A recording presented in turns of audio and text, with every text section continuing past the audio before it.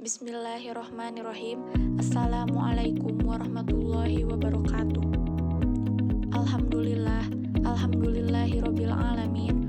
Wassalatu wassalamu ala asrofil anbiya'i wal mursalin wa ala alihi wa sahbihi ajmain, amma ba'du. Yang terhormat dosen pengampu mata kuliah manajemen kelas Ibu Neng Gustini, SPD MPD. Kami dari kelompok 9 akan menyampaikan materi mengenai motivasi peserta didik. Adapun anggota kelompok kami yang pertama ada Gina Gustina, yang kedua Hafidatul Fitri, yang ketiga ada Hasdika Maulana. Langsung saja kita ke pemateri yang pertama, yaitu pengertian motivasi belajar. Pengertian motivasi belajar.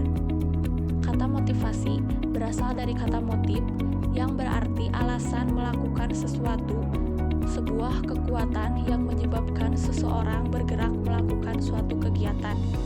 Dalam Kamus Besar Bahasa Indonesia, motivasi didefinisikan sebagai dorongan yang timbul pada diri seseorang, sadar atau tidak sadar, untuk melakukan suatu tindakan dengan tujuan tertentu.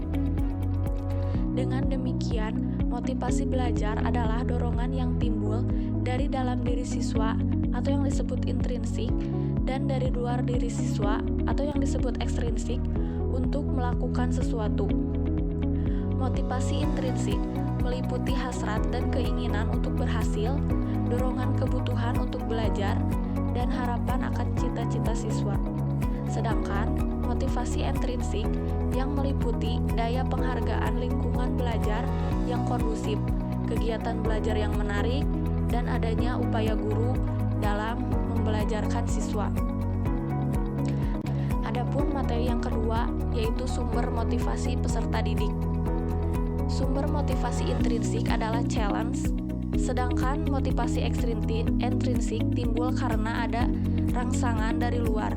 Individu yang termotivasi secara intrinsik dalam berpartisipasi untuk menghasilkan outcome tertentu seperti reward, pujian dari guru, atau terhindar dari hukuman.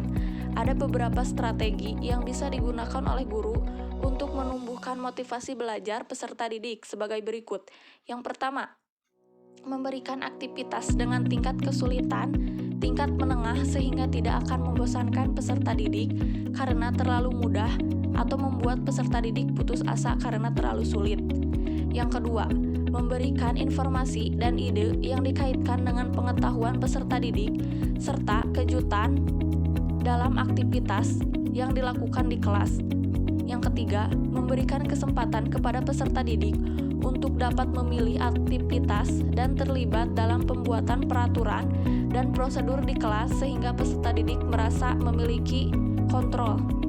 Yang keempat, melibatkan peserta didik dalam aktivitas permainan dan simulasi, namun kegiatan peserta didik ini harus relevan dengan materi pelajaran dan tidak mengganggu. Materi yang ketiga ada fungsi motivasi peserta didik. Motivasi merupakan faktor yang sangat penting di dalam belajar, sebab motivasi berfungsi sebagai yang pertama, pemberi semangat terhadap seseorang peserta didik dalam kegiatan-kegiatan belajarnya. Yang kedua, pemilih dari tipe-tipe kegiatan-kegiatan di mana seseorang berkeinginan untuk melakukannya. Yang ketiga, ada pemberi petunjuk pada tingkah laku. Materi keempat, karakteristik motivasi peserta didik. Hajali tahun 2009 menyebutkan bahwa individu yang memiliki motivasi yang tinggi memiliki karakteristik sebagai berikut. 1. Menyukai situasi atau tugas yang menuntut tanggung jawab pribadi. 2. Memilih tujuan yang realistis. 3. Mencari situasi atau pekerjaan di mana ia memperoleh umpan batu dengan segera dan nyata untuk menentukan baik atau tidaknya hasil atau pekerjaannya. 4. Senang bekerja sendiri dan bersaing untuk mengungguli orang lain.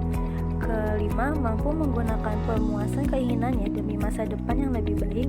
Keenam, tidak menggugah untuk sekedar mendapatkan uang, status, atau keunggulannya, tetapi lambang prestasilah yang dicarinya. Materi kelima, faktor-faktor yang mempengaruhi motivasi peserta didik. Menurut Dimyati, faktor-faktor yang mempengaruhi belajar adalah sebagai berikut. 1. Cita-cita atau aspirasi siswa. 2. Kemampuan siswa. 3. Kondisi siswa. 4. Kondisi lingkungan siswa. 5. Unsur-unsur dinamis dalam belajar dan pembelajaran. 6. Upaya guru dalam mengelola kelas. Kesimpulannya, motivasi memegang peranan yang penting dalam proses belajar.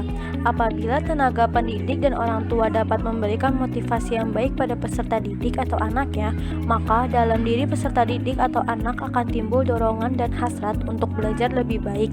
Memberikan motivasi yang baik dan sesuai, maka anak dapat menyadari akan manfaat belajar dan tujuan yang hendak dicapai dengan belajar tersebut. Motivasi belajar juga diharapkan mampu menggugah semangat belajar, terutama bagi para peserta didik yang malas belajar sebagai akibat pengaruh negatif dari luar diri peserta didik. Berdasarkan definisi-definisi para ahli, maka motivasi belajar adalah dorongan atau hasrat kemauan untuk melaksanakan kegiatan belajar dalam rangka mencapai tujuan. Mungkin cukup sekian yang dapat kelompok 9 sampaikan. Mohon maaf apabila ada kesalahan. Wabillahi taufiq wal hidayah. Wassalamualaikum warahmatullahi wabarakatuh.